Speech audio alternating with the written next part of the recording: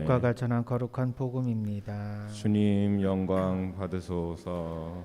그때 예수님께서 제자들에게 말씀하셨다. 내 말을 듣고 있는 너희에게 내가 말한다.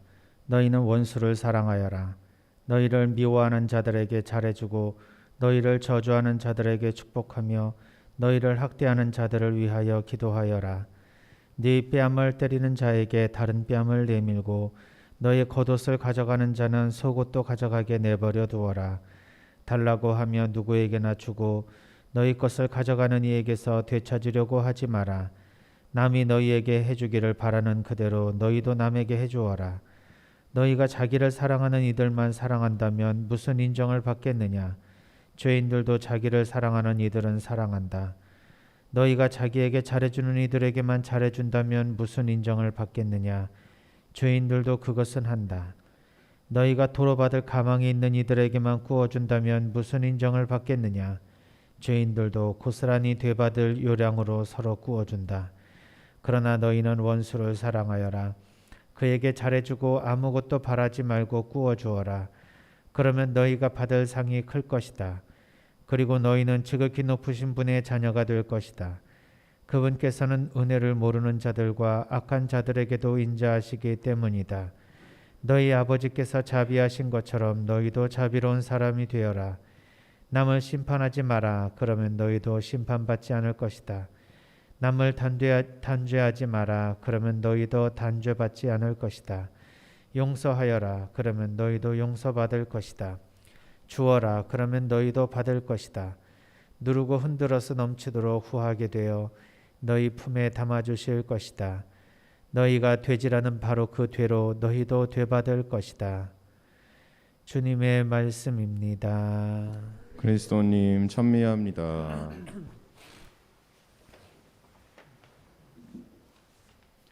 찬미 예수님. 원수 사랑 많이 들었던 말이라 또 익숙하기도 한데 들을 때마다 참 거북스러운 말씀 중에 하나입니다. 원수는 뭐고 사랑은 무엇인가라는 생각을 오늘 해보게 되었습니다. 사실 사람마다 기준이 다 다르기 때문입니다. 원수에 대한 기준도 다르고 사랑에 대한 기준도 다릅니다. 그래서 원수를 사랑하라는 그 말씀이 어떤 이에게는 죽어도 할 수 없는 것처럼 또 다른 이에게는 조금 어려운 과제처럼 느껴지기도 합니다. 그렇다면 원수 그리고 사랑 이 두 가지의 기준점을 한번 평균적으로 찾아보는 노력을 먼저 해야 될 것 같습니다. 원수에 대해 먼저 생각을 해봤습니다. 나에게 큰 상처를 준 사람, 혹은 나를 배신한 사람, 혹은 상종하기 싫은 사람, 그런 사람들을 원수라고 할 수도 있고, 그냥 특별한 이유는 모르겠는데 그냥 싫은 사람들을 원수라고 할 수도 있을 것입니다. 원수가 된 이유도 여러 가지겠지만 아마 정도도 천차만별일 것입니다. 나를 정말로 심하게 배신한 사람이 있고 나를 소소하게 배신한 사람도 있고, 그래서 우리는 그 사람과의 원한이 아마 사람마다 다 다를 것입니다. 이런저런 생각을 통해 원수라는 그 사람들의 공통점을 찾아보자면 적어도 같이 있기 싫은 사람, 생각하기 싫은 사람 정도로 생각을 정리해 볼 수 있을 것입니다. 그 다음으로 사랑에 대해서 생각해 봅시다. 누구나 사랑하는 방법이 다르다는 것을 알고 계실 겁니다. 표현하는 방법도 다르고 정도도 다릅니다. 누군가는 사랑에 있어 함께하는 것을 최우선으로 여길지도 모르지만 누군가는 사랑이란 나에게 그 사랑을 얼마나 자주 표현하는지에 척도를 두고 있을지도 모릅니다. 결국 이런저런 생각을 떠나 사랑이란 공통적으로 그 대상을 아끼고 귀하게 여기는 마음, 더 많이 알고 싶고 더 많이 보고 싶은 마음으로 정리할 수 있을 것입니다. 그러면 그 두 가지를 합쳐봅시다. 원수 사랑이란 간략하게 한번 생각을 해보면 같이 있기도 싫고 생각하기도 싫은 사람을 귀하게 여기고 더 많이 알고자 노력하라는 가르침인 것입니다. 이렇게 정리해서 생각해 보니까 더 어렵습니다. 없던 알러지도 생길 것 같은 예수님의 가르침입니다. 예수님께서는 자기를 사랑하는 이들만 사랑한다면 무슨 인정을 받겠느냐라고 말씀하시지만, 사랑하는 사람 사랑하기로 바쁘다고 굳이 인정받기 원하지도 않는다고 말해도 또 뭐라 할 말도 없을 것 같습니다. 정말로 어려운 가르침을 예수님께서 오늘 우리에게 다시금 말씀하고 계신 겁니다. 그렇다고 제가 여기서 끝내면 시중에서 파는 자기계발서의 어떤 말들과 다를 바가 없기 때문에 원수 사랑을 선택할 수밖에 없는 이유를 한번 생각해 보면 좋겠습니다. 제 생각에 원수 사랑은 열쇠입니다. 하나님께서 어떤 분이신지 깨닫게 되는 가장 중요한 열쇠입니다.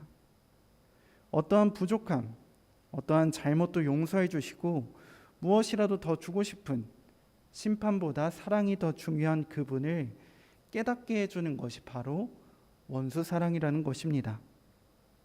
보기도 싫은 그 벽을 넘는 순간부터 그분께서 나를 어떻게 사랑하시는지 더 깊이 체험하게 됩니다.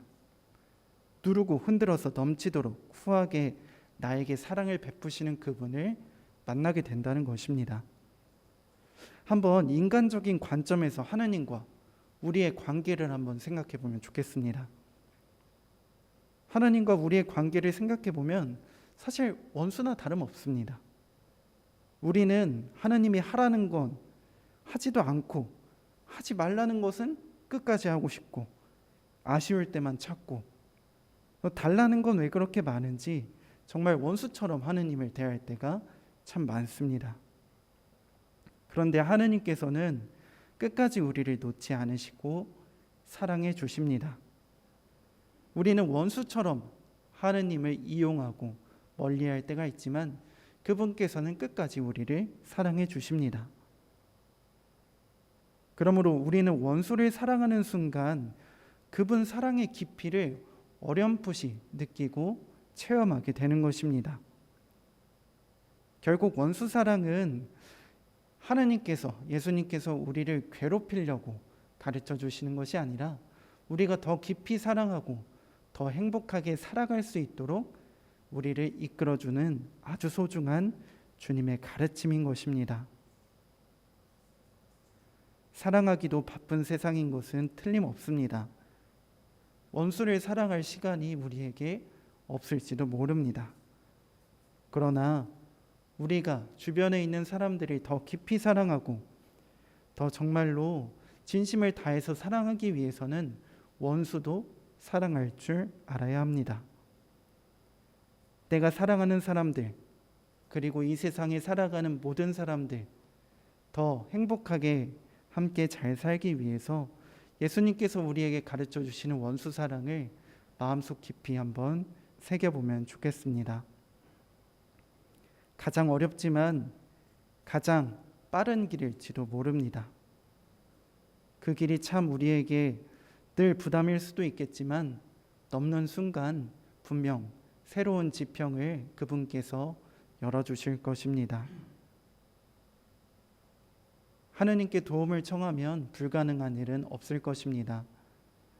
내가 원수를 죽어도 사랑하고 싶지 않다면 적어도 그분께 도움을 청하는 기도를 꾸준히 바쳐보면 좋겠습니다. 분명 그분께서 때가 되면 나의 마음을 열어주시고 그 사람을 사랑할 수 있는, 더 많이 알아갈 수 있는 기회를 주실 것입니다. 사랑하는 사람에게 그분께서는 정말로 누르고 흔들어서 넘치도록 후하게 은총을 베풀어 주심을 잊지 않고 이번 한 주 그분의 사랑 속에서 더욱 의미 있게 살아가시길 바라겠습니다.